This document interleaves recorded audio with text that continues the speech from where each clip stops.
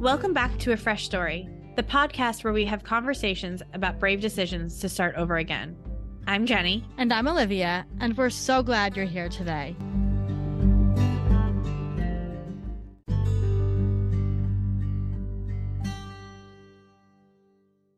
Hello, hello, hello, sister. Well, hello there. How are you? I'm freezing. It's cold. Freezing, yeah.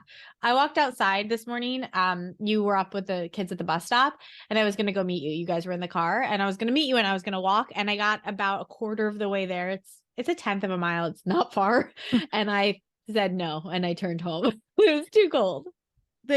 The only thing I could keep thinking is it should be cold in It should be cold. February, whatever we're in New York. So I'm glad it's cold, but it is really cold. Yeah. So we're both bundled up. Jenny has taken to wearing a turtleneck sweater with a sweatshirt over it, like she's some sort of Martha Stewart in the Hamptons. But yeah, with a silk scarf wrapped around my neck. Very Diane Keaton.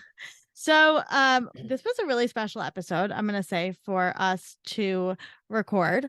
Yes. This is a person. So Chaz Thomas is somebody we've had in our life since I was 5 and you were 3. Yeah. And he is probably one of the most brilliant people that I've ever encountered in my life. Truly. Mm-hmm. Just and modest. We're so modest. Freaking humble. I couldn't he's yeah, and then I was when we talked to him, he was things. I'm starting a new job as a data analyst, and it's like, oh, that's what you do? Because we just knew him. I mean, I knew that he had a job, but I know him just as a brilliant artist. Yeah. But also he's a data analyst at big companies. I mean, so he's also an incredible reader, all these things. He talks about it. There's a lot of things he's done in his life that he just casual mentioned it. We're excuse me, come again. But he's also, so he is an incredible artist. His art is beloved by so many people.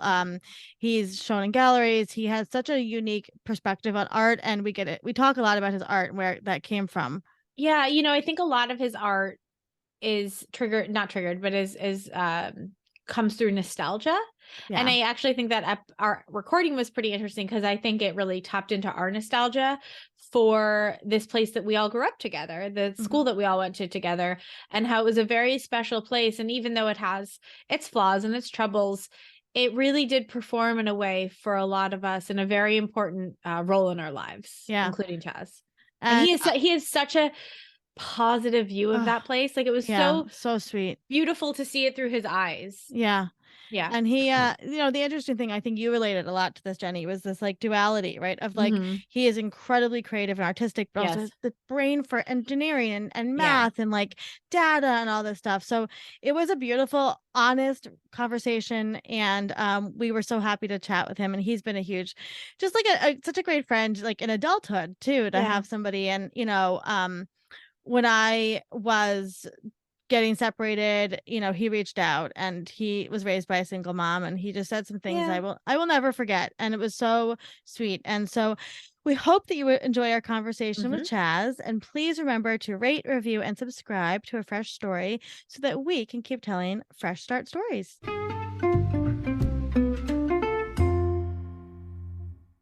Chaz Thomas is a self-taught artist and maker currently living in New Jersey. His work focuses on translating ideas or words into abstract paintings that focus on color, shape, and direction. Chaz's art is shown at galleries along the East Coast and is appreciated by celebrities and art collectors. And I am really excited about this episode because I've known Chaz since we were 5 years old. We started kindergarten together, and we've known each other literally for 32 years, which is insane. It's insane. And he's just always been a bright spot in my life. Such a warm, awesome person with so many beautiful stories and creativity to share. So when he and I were chatting recently, I was like, hey, you got to come on the show and talk about your journey, because you've had an interesting journey. So thank you for being here. Yeah. Well, thank you for having me. It's been interesting watching people from afar and seeing their endeavors and projects, and I'm so proud of you both of you for how the entire Fresh Starts project has been going. And it's just an interesting business model, and it touches on so many different topics. I know obviously the divorce topic is a topic that you guys focus on, but the entire idea of a fresh start can apply to so many people in so many different ways. And I'm just really excited to talk to you guys after seemingly having not seen you guys in such a long time. I know. We got to come to one of your shows. Thank God for the internet too. I know. I feel like I talk to you more than I talk to like a lot of my other friends. So thank God for Instagram. No, we are so excited to be have you here today with us. It's such a pleasure. And yes, I mean, Chaz is always like the older kid to me, so it's really cool to be having a conversation with you. But why don't you take us back to the beginning of your Fresh Start journey? Yeah, I mean, fresh start. I feel like I've lived so many different lives, right? Yeah. You know, starting on Long Island and going to, you know, the best private school on Long Island, my favorite private school on Long Island, and you know, that whole experience. And I feel like that was like the basis for everything, really. Then went from a private school to public school. Then went to small liberal arts college. Then restarted at another small liberal arts college. Was playing basketball, had a fresh start there, started running track. And then all of a sudden, like, ended up just working. And so I guess as far as like where the fresh start begins, I guess if we're looking at the most recent fresh start, it's probably been with the art stuff. And it actually all started back in 2016. I think 2016, I had just gotten married, I think, and I was tinkering around with some different creative ideas, and I started making wooden bow ties. My grandma, most people don't know, is my grandma was a seamstress for pretty much my entire life, until she wasn't able to do so. She had some nerve issues, and she wasn't really able to sew anymore. But like, it was interesting because like as she was phasing out of that world, I was all of a sudden entering into her sphere of handmade crafts and was like asking her questions and like, hey, how did you do this? How did you do that? How do I sew this? How do I sew that? So I started making these wooden bow ties. And then I had an inkling like, oh, I wonder what would happen if I painted on the lenses. So I started painting on lenses, and my favorite one was a kind of a take on the Peanuts collection in terms of Snoopy and the gang, which I love Snoopy, by the way. Yeah, we do too. And so I started painting that, and I was like, oh, this is really interesting. And I was like, it doesn't look how I want it to look. I'm like, well, I need to be better at painting. So then I just started like painting on like super small canvases and started drawing with markers. And then I was like, I kind of like this painting on canvas thing. So I just started like painting on canvases, and then moved to New Jersey. And I'm like kind of still painting on canvases, like tinkering around a little bit. And then all of a sudden, the pandemic hits. Everyone's at home, not much to do. At the time, the little guy was 2 and change. And so I was like, I got to find something creative to help my brain like do something. So I picked up painting and just started like really like diving into it, trying different things, and really kind of being guided by the things that influence me, which for me, I'm really drawn to like stark colors and shapes that are like kind of like everyday. So, you know, like playing board games, like for me, board games are cool, but for me, the coolest part about board games is the actual board itself.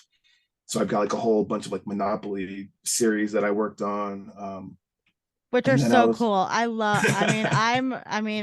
tell you this all the time, but one of the reasons I need to make money in this world is to buy your original pieces. I have a print of yours in my room. And I want to get into it and everything like that. But yeah, tell us more kind of about your process and the color. I love the colors that you choose. Yeah. So it all kind of depends on what I'm looking at. I try to like focus on like I try to take like everyday kind of things and pull them out of their context and pull them into somewhere that's like where you don't recognize it. So like, you know, taking a side of a Monopoly board and pulling it out, right? Or like if you paint, for example, there are these little, if you look at a paint tube, there's the little stripes, which are the drawdown bars, which shows you how transparent the paint is. Some colors are really transparent, some colors are really opaque. And every time I was in Michael's or any store, I would look and I would literally spend 20-25 minutes just looking at those and looking at them. And I'm just like, wow, this is so crazy how it's just like the black and white background, white with black stripes, and then you've got the colors painted over. And come to find out that that's actually part of like a huge process of how they test paints, and different companies have different processes. And there's a whole assortment of drawdown, they're called drawdowns, but it's a whole assortment of like drawdown sheets and drawdown bars. And it's like a whole separate part of the paint testing business. But I was like really fascinated by that, because I was like, oh my goodness, this is like so cool. The fact that it's just a single color on top of these, black and white colors, which, can be interpreted however you want to interpret it. But yeah, I was just really drawn towards that process. And I was like, well, how do I recreate that process at scale? So I started trying to like recreate like a drawdown. So I was taking like, a tube of paint and squirting it across the canvas and trying to scrape it down, and trying to get that same kind of feel and same kind of effect. Because at scale, like it's always interesting to see things at scale, right? Yeah. Like you expect some things to be really small, and then when you scale them up, it kind of changes how it feels. And that's something that I think I've focused on in a lot of my pieces, including like the phone keypad series I had, where I literally so phone keypad series, let's talk about that, right? Yeah. So growing up, I think in the 9 years we were at Eastwoods, I think I might have had a house phone maybe for like 4 or 5 of those years, and never for a complete year, never with the same number. Like if you were to ask me what my home phone number was back in X number of year, I probably couldn't. I could tell you the first 3 digits. I couldn't tell you the last 4, right? But at the same time, there was always a payphone around the corner from my house, where I always used, like if I had to call my grandma or call whatever, that was the payphone. So like I became really like aware of payphones, right? Where they are, especially like, payphones went from being 25 cents to 50 cents to $1. Like I recall those things with incredible detail, because I know what it's like to be like trying to find another quarter so I could call my grandma or something like that, right? Yeah. So for me, it was really cool to like be paying attention to payphones and being like, oh, I wonder what happens if you take a payphone keypad and blow it up. So I started making these like giant buttons, and then was like, and I'd seen another artist like use reflective tape, and I was like, I wonder what happens if I use a reflective tape and then I try to draw on it, or if I use duct tape and try to create the buttons. And I was like, oh wow, it actually kind of works. So I was really just like kind of walking down this nostalgia lane of like memories past, but also bringing it like to the present, because nowadays you don't see payphones, right? Like, right. And the modern generation, they're not used to even texting the same way. Like, like when we first got cell phones, we had to actually like type out, press the number 2 4 times to get whatever, right?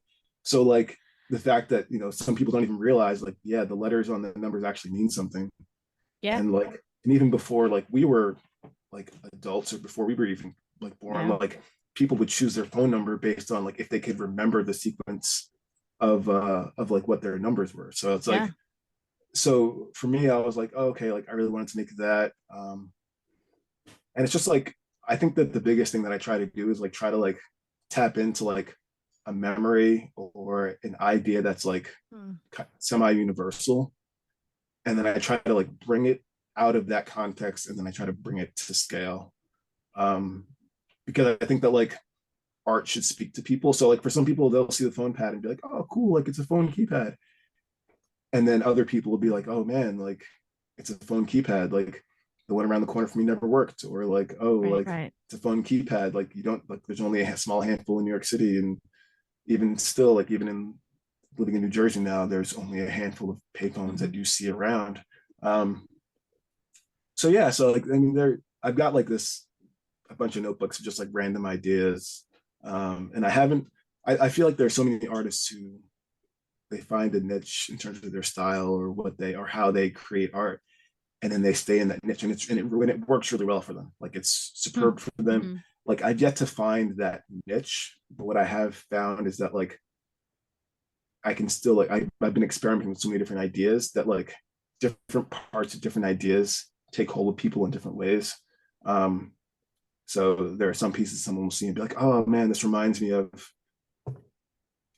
Michael Jordan on the basketball court. And then other people will see the same piece and be like, oh, it reminds me of something else. And still just learning about the art world and Yeah. Like having those conversations. I mean, I don't think I took an art class after taking art with like Miss Moss.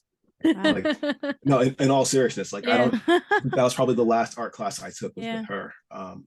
So it is interesting, like trying to learn about like the whole process of exploring creativity at an age when like you're tapping into so many different things and you're just trying to like build up those creative muscles. Yeah, Well, it's interesting. You're an incredibly curious person, right? So like I've looked at so many paint tubes and I never knew that about what you just said about the drawdown lines. And I have so many things to say. One is that I saw today, I think she's gonna be mad that I'm saying this. The niche. I saw, they saw an Instagram post about how your niche should be like a feeling or like a result, basically. Here. It says niche down on a goal, not a market.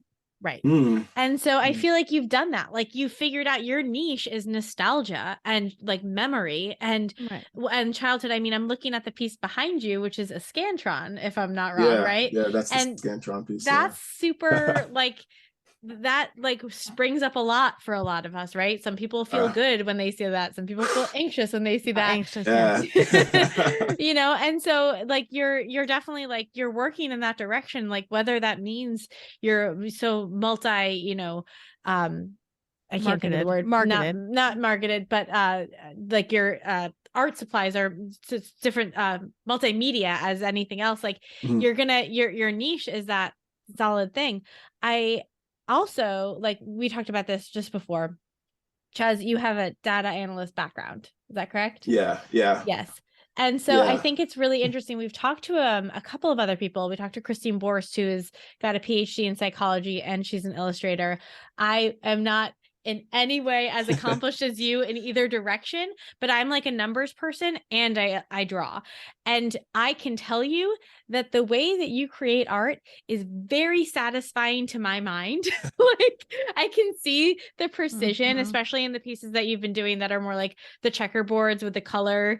And I see it and I'm like, yes, that feels good. It scratches an itch in my mind. And it's really satisfying. And I wonder sort of the intersection of that. And I also wonder, like, where did that come from that you started making wooden bow ties? Like, had that been something that you'd been playing with your whole life of like art? Were you drawing as a kid? Were you naturally creative? Was that something you doodle? I can answer that question for you. Yeah. I did not doodle a single bit at all. That doodling was not my thing. I'm not that artist who pulls up a notebook from when they were 7, like I was drawing every time. No, I was not doing that. Like if I had free time, I was either playing sports or riding my bike or reading a book, right? The wooden bow tie thing came about because I was working for the city of New York. And I was like, the dress code was like, you know, required like shirt and tie. So I was like wearing shirts and ties and suits and doing that whole thing. And then one day I was like, oh, like I stopped in like Century 21 and I picked up like a bow tie and like a real bow tie, which I had only tied a real bow tie like twice before. And I was like, you know, I see people wearing bow ties like in the spring. I was like, they're classy. I'm like, I should wear a bow tie. So like I bought like 3 bow ties because they were like $7 each. And I was like, oh, it's perfect. $20, 3 bow ties, easy.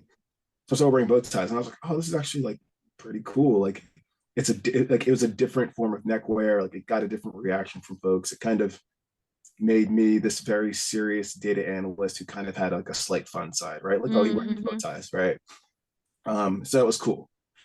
And then I was like, all right, well, like, I'm like, how do I take this to the next level? Because, you know, bow ties are cool. Like, bow ties are cool, but like, how do I put my own imprint on it? I was like, well, what if I made a wooden bow tie? So I literally like bought like a little cheap saw, bought like a little piece of wood and like actually cut out like a hand cut wooden bow tie. Wow. And I was like, oh, I'm like, that's cool. But I'm like, but people are selling them online and they get the laser cut. And I was like, well, I can get them laser cut. It's New York City. I can find a laser cut. So like paid like $200 and ended up getting like a whole bag of wooden bow ties. And I was like playing with them. And then I was like, I wonder what happens if you like change the shape. So I literally was like tinkering with shapes and I'd seen one person do an eyeglass bow tie and out of wood. And I was like, I can do that. And then I can add like additional elements onto that. So I like got a bunch more cut and had all these wooden bow ties. that I was like tinkering with, and I was like, oh, this is so cool. I was staining them, painting them, wrapping them in fabric, like sewing the fabric, like sewing the actual elastic band myself, right? It was a whole, I bought like a mini sewing machine. It was a whole process. And I think it was just more so like I wanted to wear something quirky and like kind of nerdy and like kind of creative that was pretty like unique, right? And like I started wearing like I remember like the first day I wore it, I was like in my head I was just like, this is so cheesy. Like, people are gonna think I'm such a nerd for wearing this. And I'm wearing it, I'm like on the subway, and some guy's like, yo, that is a sick bow tie. And I was like, oh, thanks, man. And like I think I sold like 20 of them, maybe, like, which is pretty cool. I was like, oh, it's nice. But then I was like, okay, well, at scale, this is really complex because it's taking me like 2 hours for each bow tie. Like I'm only charging people like $40, and I'm just like, this is not reasonable at scale. No. So then I was like, okay, like let me. So that's when I started like doing the painting, and then the painting kind of like took over because I was just like, oh, like the bow ties are cool, but like the painting is where I'm having the most joy at, right? Right. And yeah, so and then it kind of just led me to like playing with different styles of painting and techniques, and the whole precision based hard edge measuring precise painting. I think it just made sense to me. I mean, as a numbers person, like I'm looking at a canvas and I'm just like, okay, well, I want it to be precise. I want my lines to be straight. I want the lines to be crisp, so I got to measure, I got to tape, right? And so I'm measuring and I'm taping, and then I'm measuring again and I'm taping again.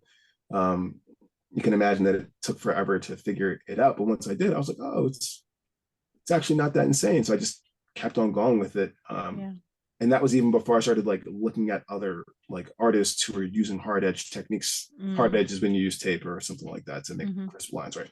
And once I found that whole environment, I was like, holy smokes, this is like an actual thing. People are doing this, which is cool because I've seen some really interesting artists, but I also realized that like everyone brings their own unique perspective to what they're doing, right? And so I was like, all right, like this makes sense to me. So I should try to focus on just making stuff that makes sense to me. And people who like it will love it, and people who don't like it won't love it. And like that's been an interesting, like, I don't want to say battle, but that's an interesting like hurdle to overcome as an artist, because like in the data world, you're constantly given like a query, you're given a question, hey, how many of X widgets are there in this year, or how many widgets were made each year? So then you're writing queries and you're making the charts and you're making the graphs and you're making sure that the visuals look good and that you can tell the whole story. And then you have art where it's just like whatever you do is good. Like you can put a blue dot on a piece of paper and say that's art. You can or paint by the gallon onto a canvas and then walk away and say that's art. Like there's no right answer. So it is kind of a exact opposite. Like it's two exact opposites, two very opposite things for me, where it's like numbers have a very specific outcome you're looking for, and then art, like there's an outcome that I'm looking for, but there's never an outcome that I want people to walk away from it with. Like I kind of sometimes I want people to see like, oh, it's a Scantron. Like yes, it's a Scantron, but it's not about the Scantron. It's about like how you feel about the Scantron, right? Anxious, So it's definitely been a process of just like growing and trying to just like mature as an adult through art, which is an interesting way to think about it. It's trying to just be like, oh, okay, like art, is a vessel, right? And I've had so many different vessels, but art's just like the current vessel for how I'm gonna grow and mature in this time period. So, and isn't that like it's a kind of a good parable for adulthood, which is like whatever you do in adulthood, like there's kind of no right answer. It's not data analytics. Like you can't be like, I did the right thing, right? You like, I did the thing. This is what I intended. I'm not sure it came across. I'm sorry. It's definitely, that's definitely spot on, right? Like there is some like there sometimes the right answer is not the right answer, right? And the right answer for you is not always the right answer. So I think that and I've learned that even more like as a parent, right? As a parent, you really get tested in a variety of ways, and you're kind the of way to put it. You're forced to mature in ways and in timelines that you may not have anticipated, right? Yeah, Like I want to come back to trip. that. I want to come back to that because I have a lot. I have a million questions. I know it's so interesting because I obviously have known you for 3 decades, but there's a lot of your story like I don't know, and I want to go back to the beginning for a second. You mentioned that you were raised by your mom. Yeah. And your grandmother was there. Yeah, right? yeah. And you lived. And he has a brother. Don't forget Ferris. And your brother. Yes, we love your brother. Yes, we grew up with him too. Ferris, I was telling my second kids children, second children. Don't. No, forget I was literally. I went on a walk today with my 2 boys, and I was telling them all about you and your brother. But you mentioned that sometimes you didn't even have a house phone in the house. Yeah. And I want to just juxtapose. I want to juxtapose this for a second for the listeners here. So we all went to a very well-to-do private school on the North Shore of Long Island, which was one of the OG private schools. What was that like? Going to a private school with people who had 2 pools in the backyard. Yeah. And you didn't have a house phone sometimes. Yeah, it was interesting, right? I mean, like I entered Eastwoods and did I turn 4 at Eastwoods? I think you turned 5 at Eastwoods. I think I turned 5 at Eastwoods. Yeah. I remember that's right, because I turned it's your October. That's right, yeah. October. So I turned but I was always like the youngest kid in the class though. Maybe you turned 4. But if you started in kindergarten, did you start in kindergarten or in pre-K? I started kindergarten. So then you would have turned 5 in the school year. That would have been young. I turned 6 in kindergarten. I'm in March. Right. Okay. So that makes Yeah. So so that was interesting. So like I grew up in Huntington for the most part, right? And I was super young in Huntington. And Huntington, as people may or may not know, is incredibly diverse. You've got Huntington Station, you've got Huntington Village, and you have Huntington Harbor, right? And those are 3 very different places. So like I grew up between like Huntington Station and like Green Lawn, and like, my mom did her best and my grandma did her best to just keep me just like focused and doing whatever. So like I was so young when I got to Eastwoods that I was just like, oh hey, it's school. Like right. And like I didn't know what other people like had going on in their personal lives, like what they went home to, until like play dates started, right? And I remember going to classmates' houses and I'm just like, holy like this is yeah. I'm like, this is insane.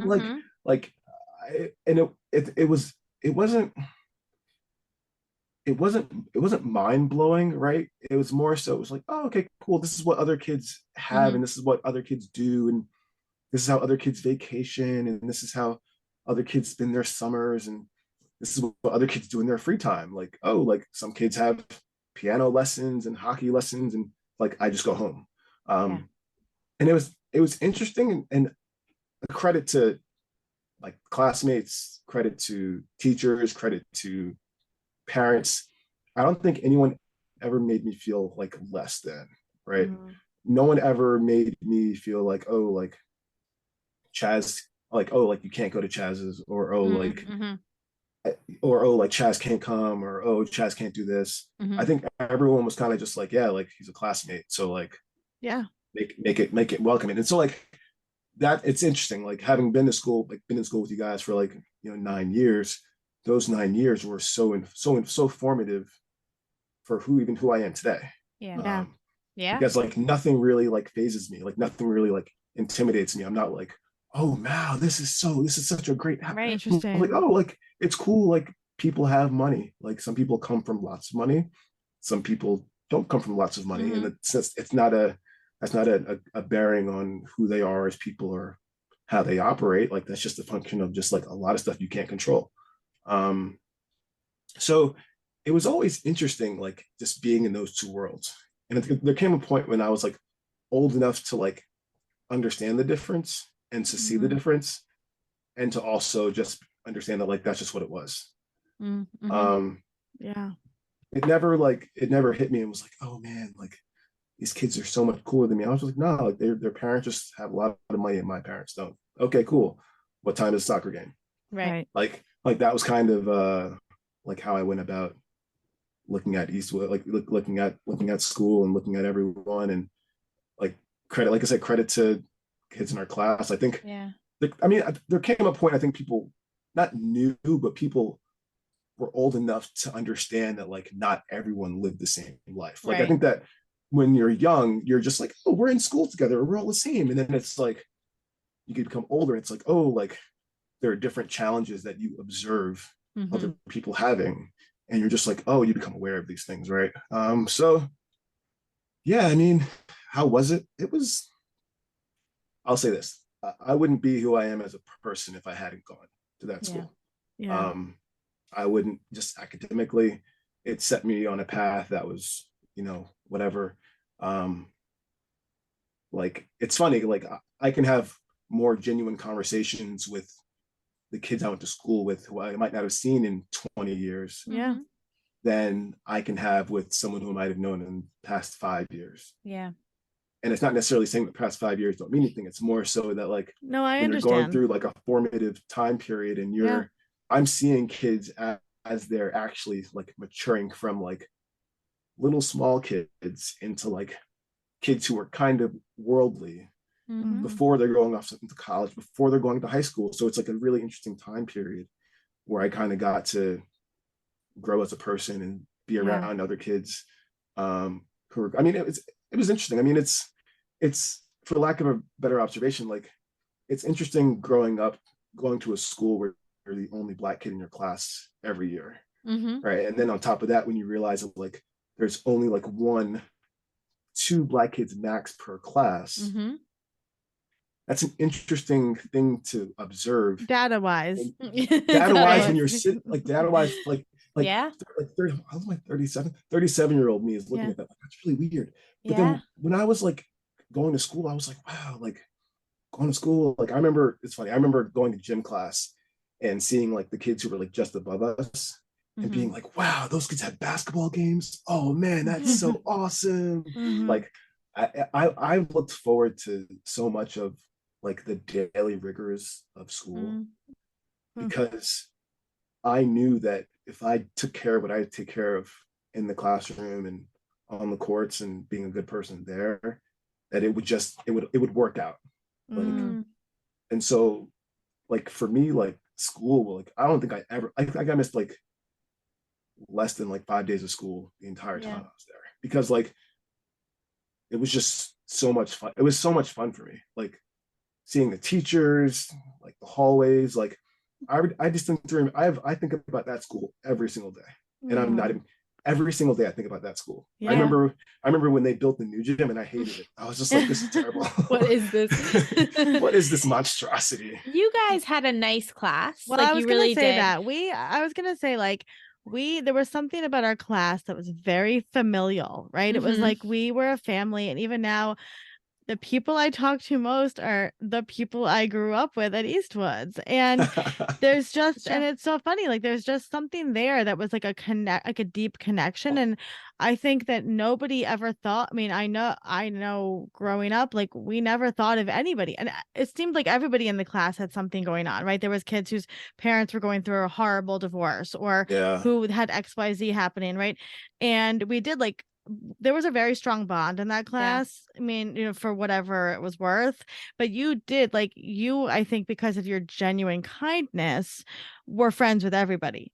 So like, you definitely had, I would say like a positive experience. Like I thought in that way, because you were never like a shit stirrer type of like, it's just, I also am I'm a realist. Like I also realize that like there was no room for me to be a fuck up, right? Right. Like objectively, like because like sure, Chaz is a nice kid and like does his work and all that stuff, but like reality is like if I punch a kid in the face, like I'm probably getting suspended, if not expelled, right? Right. And like I know, like, and the thing is like I'm at the time, like even though I was aware of what could happen then, like I think I was so aware of it that I also knew like I really can't. There was never a need for anything like that to happen, even with on the field. I was gonna say, who did you want to punch in the face? I'm just... Well, it's funny. I want to say, I want to say, I think like with all like the fun gym class activities, I'm pretty sure like me and a couple people probably got into like little bumping matches, but that was it. It was never like a It was just tame. like it was tame. It was just I like mean, 8-year-olds being competitive. Like yeah. But that's such an interesting. That is such an interesting perspective that you had so early on. But did your mother and grandmother ever talk to you about any of that, or was that so like no, internal? no. I mean, a lot of that was from just like my grandma. Like my mom was like stern, but she also was stern. She was more stern with my younger brother than me because she kind of like knew that like I was just gonna just be fine. Like I think I just didn't want to disappoint them because I knew like it was interesting. Like I remember one year Eastwood sent my mom the bill, right? And no, just for full transparency, Eastwood's covered my tuition every year that I was there. And I actually know who covered it too. Oh wow. Yeah, like I actually like know who. Like I think it was every year after kindergarten, like they covered it, and the school covered it like the first couple. So I was like, oh, cool, awesome. I knew I didn't want to disappoint like my mom. I didn't want to disappoint my grandma because like they raised me to be better than that. Like so like that wouldn't have made sense. But I also knew like I didn't want to disappoint like anyone else because like I respected those older kids so much. Like the teachers, Mr. Honeyke and like I respected them so much. I didn't want to disappoint them. So I was just like, all right, cool. I got to just like go to school. I get to go to school, hang out with kids, play some sports, go to gym class, have a 2-hour bus ride to read. All right, I'm good. I just didn't. I knew I could like I didn't want to mess that up. And I knew like I also knew that like I like it wasn't in my personality to be like on the track to mess it up. Right. So I just had to show up and just like be. I'd like to point something out.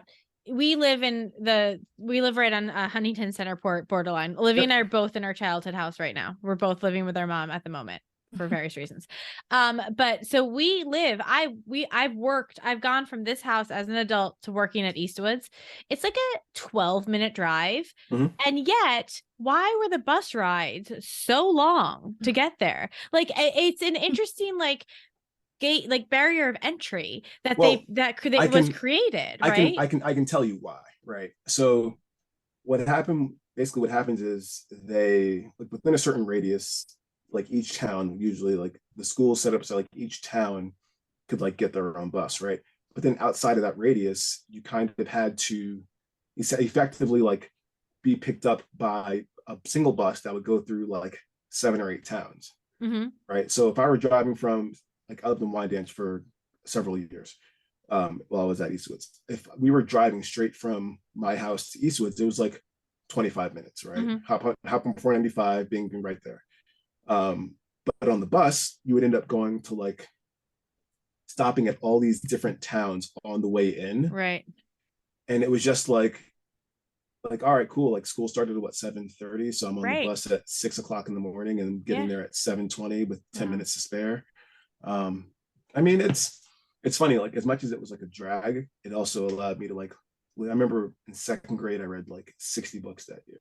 Yeah, you were a big reader. because I was on the bus so long, I was like, I'm just gonna read all the time. It's such an interesting thing because like we were like the far away kids, like all of us, like as if and as a kid you're like, I guess I'm far away, I don't know, that seems to make sense. And then as an adult you're like, I didn't even listen to 3 songs when I was driving there, that's crazy.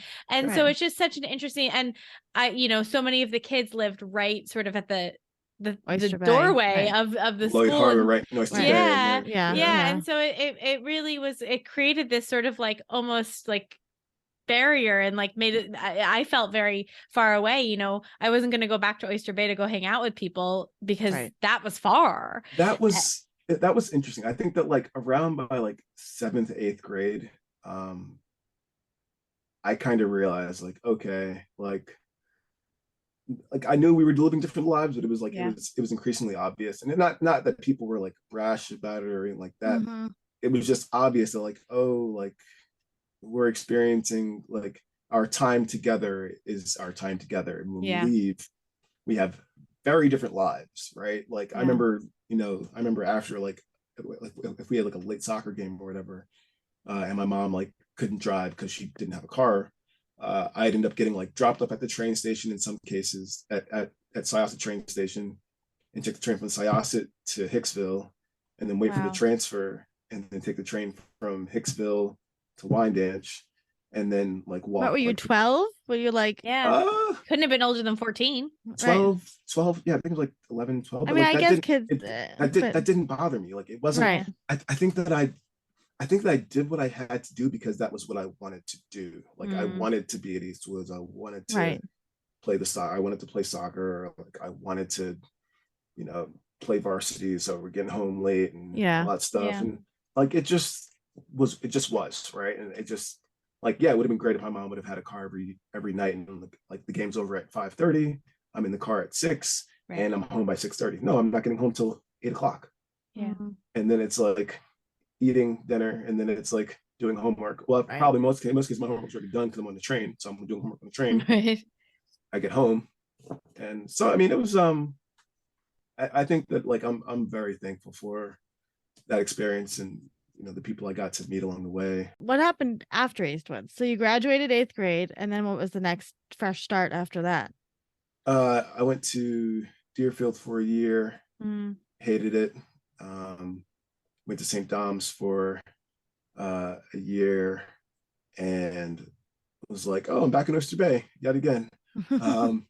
And I was super excited to play basketball. And then I was informed that I was not good enough to be on the team, on the varsity team, and that I couldn't, and then I could barely make JV. So I played JV for a year and then just was like, screw this. Like, why am I going to a Catholic school where frankly kids are doing cocaine in the hallway when I can just go to my public school, which at the time living in Wyandanch, people were like, oh, you're going to go to Wyandanch? I'm just like, yeah. They're like, and for the listeners out there, aside from, so for listeners out there, Wyandanch High School historically was on the New York State SIR list, which ranks it in the bottom like 5% performance-wise of high schools in New York State. Because of that, when I was there, the state was effectively running the school. It was terrible. Not saying the people were terrible. No, the teachers tried their best. The kids tried their best. Yeah. The environment wasn't always conducive to the highest forms of learning. But that being said, I actually enjoyed I think that those 2 years were necessary there because I went from effectively being the only Black kid in an all-white school system, all-white school in a very small school, to a Catholic school, which is super strict and very white.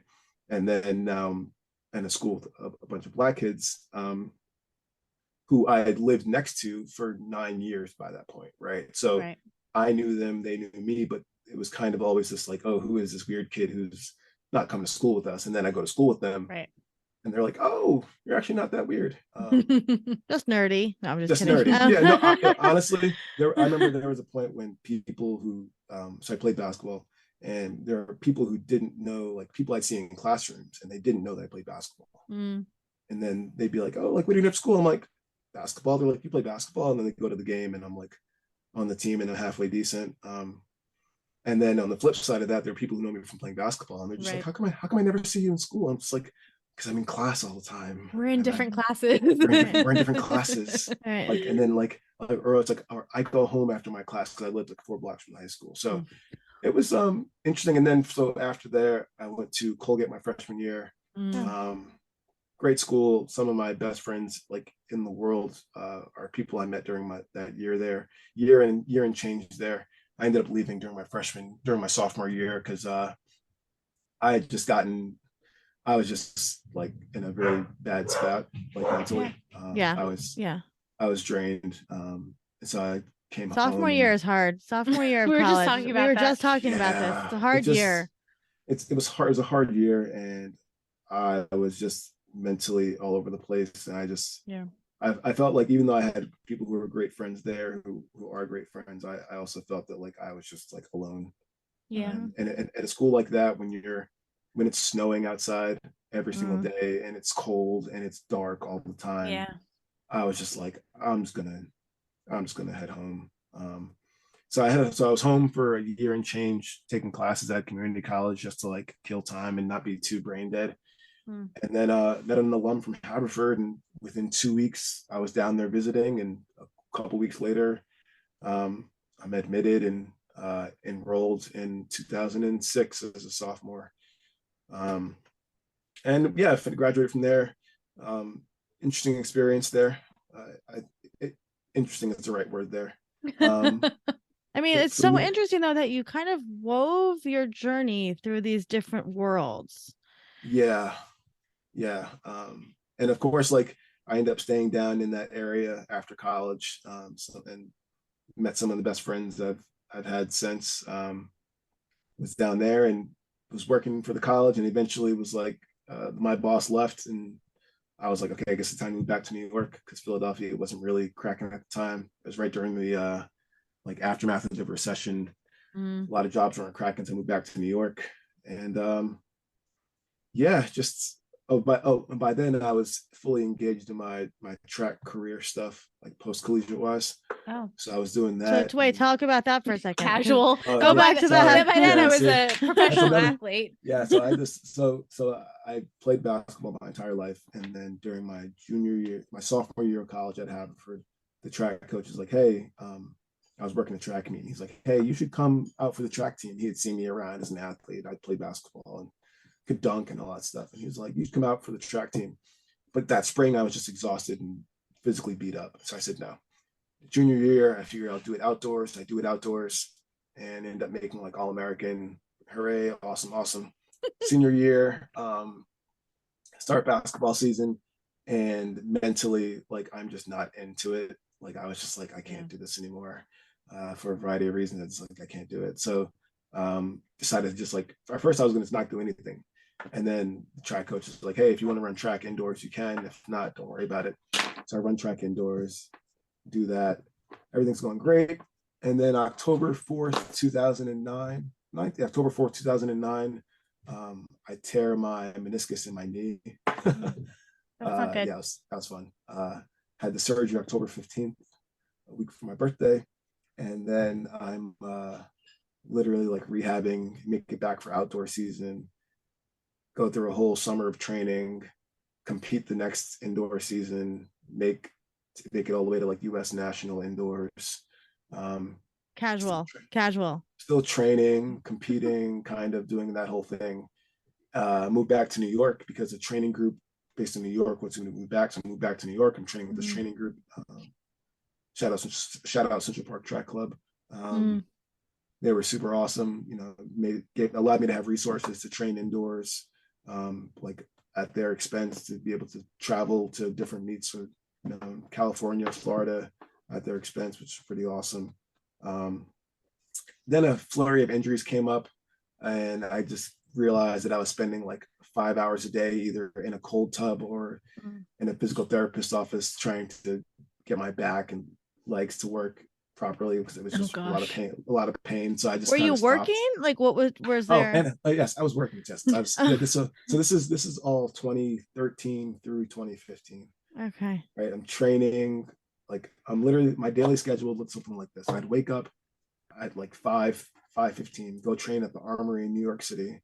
Do that for like, train there for like an hour and a half, go back home, which is 10 blocks from my house, shower, go right to work.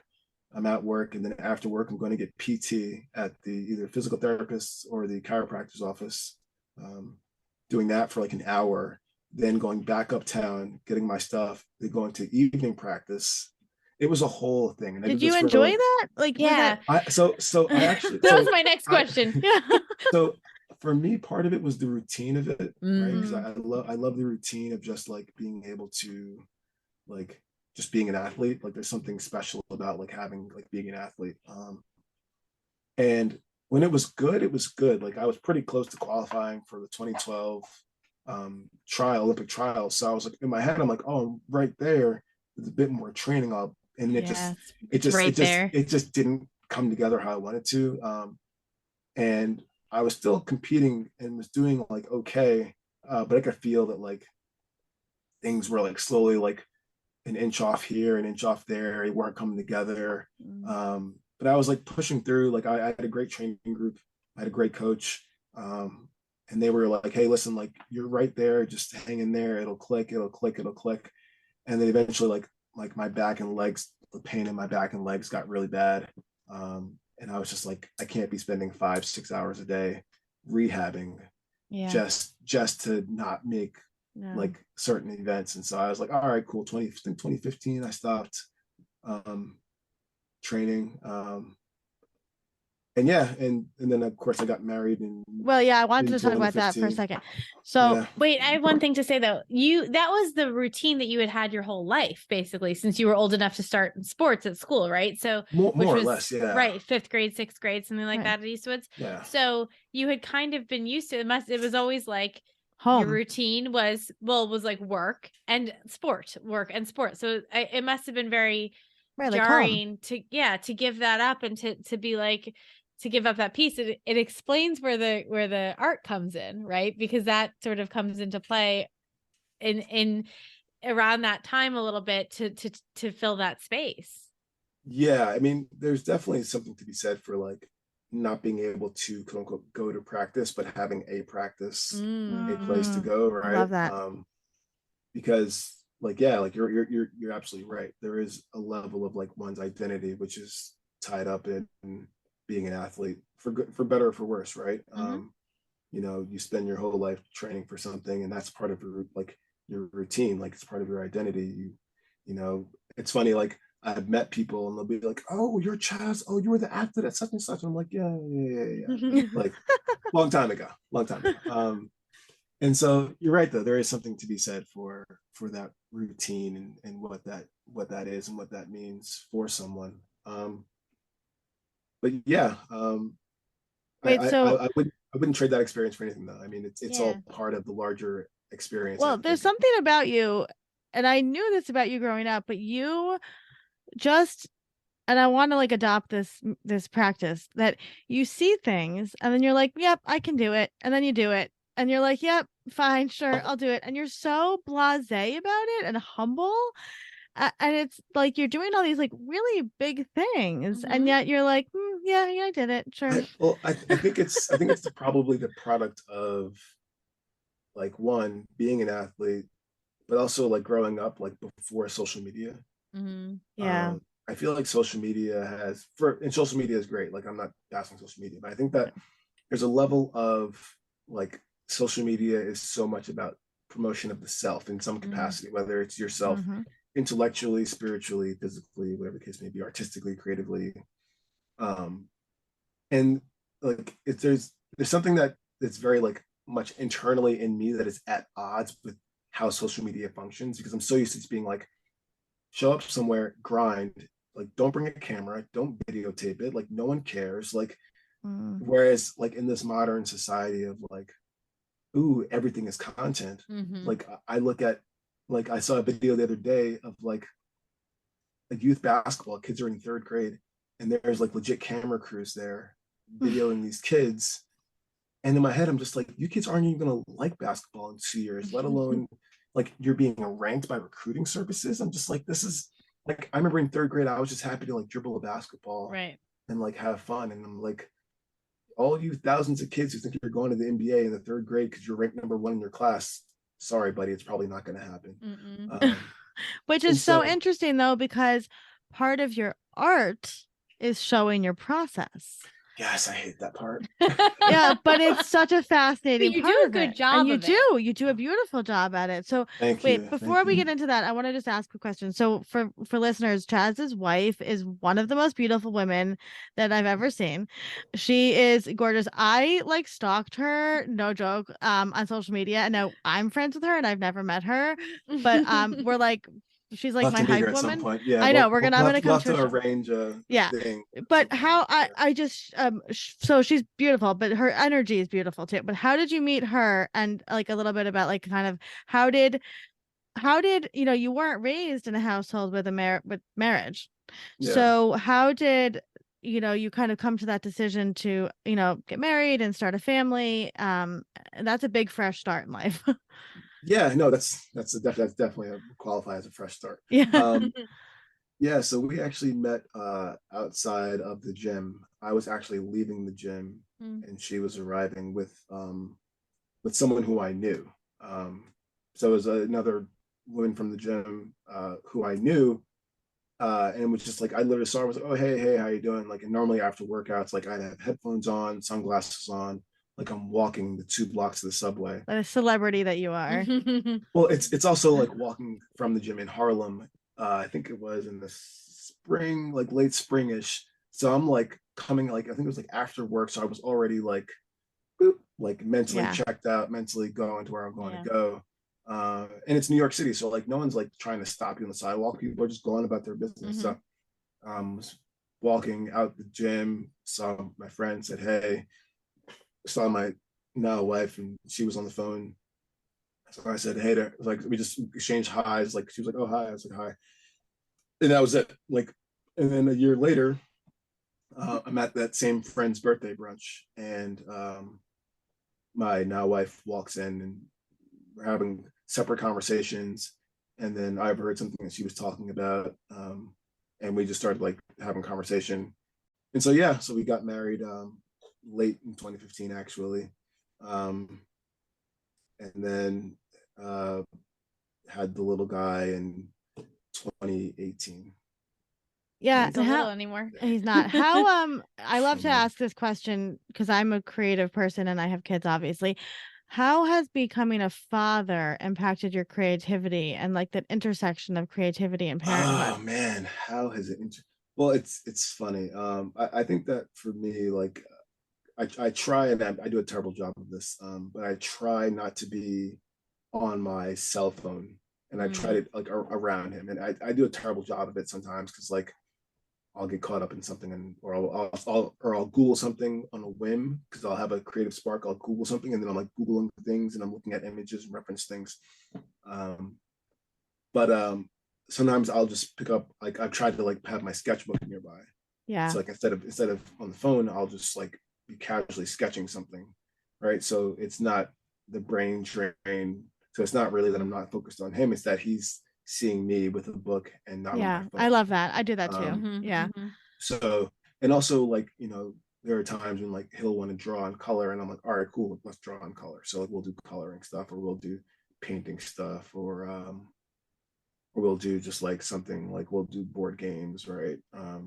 So it's a lot of things just like keep his brain active, because obviously like every kid, I saw your tweet about this, about like screen time, right? Like of course like my kid wants to watch Paw Patrol, he wants to play on the Switch, he wants to play on the iPad, he wants to play the PlayStation, and I'm just like, yeah, or you can do something that's, you can read a book, right? So he's already reading and all that stuff, reading and math, and he's smart as a whip. I'm sure. Yeah, not surprised. Yeah, his father is a big reader. How many books? Genetic. I was gonna say, how is your reading these days? Do you still read as much? So it's funny enough. So I actually read a book for work because the company I'm at now, they sent out a book about how they run their company culture. So I read that in like 2 days. It's a short read, but it was pretty interesting. I do have a list of books that I've yet to read that I purchased in the past couple of years, but I have gotten better at stopping, like slowing down buying books. I used to like buy books. I used to buy like legit like 2 books a month, 3 books a month, and then would just like never read them. So I've slowed down like tremendously. Even though I did just purchase 2 books today. But these are 2 books. These are 2 books that like have been on my to read list and will probably be read in a week. Excuses, I have the same affliction. I have the same. So for anybody that is going through a fresh start or a big transition in life, what would be some wise words that you could impart? Wise words to impart. I think that different fresh starts call for different things, right? Sometimes a fresh start requires you to jump in feet first, and to kind of throw caution to the wind, because in the end, like there is no right answer about what you should or shouldn't do. You just have to do, right? Sometimes like if you're wondering like, oh, should I start this career, that career? Like sometimes you just have to just start the career, because like you have to just do it sometimes, right? I think that when it comes to like, new ventures or hobbies that you're wanting to explore, like, yeah, go out and buy that paint set, go out and buy that rug, like the rug making kit, right? Go out and buy the yarn to knit, right? Go write the first chapter of the book you want to write.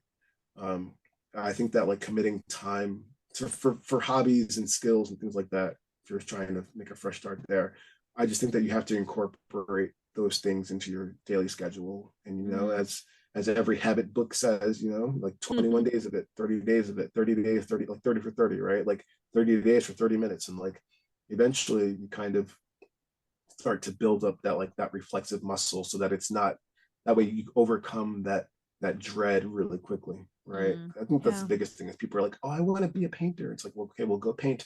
Oh, but then they find every excuse. Or I want to work out, but then they find every excuse. And it's just like, no, like you got to just like condition yourself. Like it's gonna suck the first time, it's gonna suck the third time, it's gonna suck the seventh time, but eventually you're gonna learn to embrace that, and it's not gonna suck. You're just gonna be part of the process. As far as like big super life shifts, right? Moving cities and things like that. I think that there's something to be said for being in a new environment around new people. Like for people who are thinking about, moving to a new city, like just move. Like unless you have kids or you've got family that's actually tying you, an elderly parent, things like that. I think that you kind of have to explore life like as you want to explore life, right? It's really easy. Like coming from Long Island, and most places are like this, but Long Island feels like this really like, sometimes it can be really easy for people to like not leave home, right? And it's not that like you can't ever go back home, but I think that you need to leave the nest sometimes and meet fresh people and meet people who are just completely the opposite of you, right? Because what you find is that people are never going to be the opposite of where you are. If anything, you'll find something that you have like that you can agree on, and you'll realize that like that gap that you thought separated you from all these people, like it actually is not a gap. It's actually like all these small little ties that you just haven't figured out, so like, yeah, you want to move to the West Coast, cool. Like if you're like 21, 25 and you're working a job and you have no kids and your family is like doing okay, do you want to move to the West Coast? Yeah, move to the West Coast for 3 years. Like just do it. You want to move to Florida and just do it, because like there's gonna come a point when like you're gonna have to, not have to per se, but there's gonna come a point when like you'll figure out what it is that you want to do. Like life has a way, the universe has a way of just like putting you where you need to be, right? And unless you actually try things, you're never gonna really know. So yeah, I mean, I just think that for trying to make a fresh start, I think it's important just to like to put yourself in new situations sometimes, and to just like, if you're thinking about the fresh start, it probably means you need to just like, the universe has probably already planted that seed, so you're probably already there. So you're just kind of just like, all right, like you want to move to the West Coast, like you had the idea, you started Googling, apartments and flights and jobs, right? So now you just actually just need to go. Yeah, I love that. Because if you don't, then you're always going to be sitting there thinking like, man, 3 years ago I was researching flights and da da da da da da, and it's just like, what's, not to say what the worst could happen, but like the worst that could happen is like you move out to Cali, you find a job, or you find a job, you move out there, and then you move back, and the people who 99% of the people who back home are going to be back home anyway. It's true. Yeah, like, it's true. It's true. I love that. That's beautiful advice. I love that. So now our fun question, and I prepped you for this, so you should have a good answer. What was the last best thing that you ate and truly like loved? The last best thing that I ate and truly loved. So I love mint chocolate chip ice cream. And there was a point when I was eating like 2 gallons, like probably like 2 half gallons a week. It was getting obscene. Yeah, but you were also like running nonstop. Yes, exactly. But as far as like, that's my favorite thing I like to eat. It is good. I mean, I had some last night. But yeah, I mean, the wife's cooking is also good answer, Chaz. Yeah, safe answer. Good answer. Well, we are thrilled to have you here, and I just love you so much, and I'm so proud of you, and I'm so proud of your journey, and you are a family to us. Like you truly are, and you and your brother are like an extension of the Dreisen family, and thank you. We are just so proud of you, and I know that the world hasn't even met you yet, and they're gonna just like fall in love with you, and your art is beautiful. We're gonna post, obviously everything in the show notes and the blog posts and stuff. But I truly mean it. Like, I can't wait. Like, when I manifest my dream house, it is full of your artwork. Like, I talk about it all the time. I talk about it. Well, it's like, listen. Well, the plan right now first off, thank you again for even having me on, and of course, like, it's crazy the fact that, like, it's weird to know that we have classmates whose kids, like Deborah's kids, just turned 4 and they're the same age. And they live down the street. So, which is hilarious. But thank you again for having me on. And, obviously, I'm sure you'll put stuff in the show notes. And hopefully the plan this year is to have, to be attending several New York City shows as an actual artist and not just a guy showing up at the event, which I will be sure to, post about and make sure that you're aware of. So we'd love to see you there, and I'll try to come out to Long Island. I think I might come out there at some point anyway. So we'll definitely. We'll share everything. Well, we want the world to see your beautiful art, and it is. Thank you. It is so unique and one of a kind, and the I'm so glad we had the chance to talk about your art and like the story behind it, because it is just comes from such a beautiful place, and we're just so excited that we had the chance to talk to you. So thank you. Thank you.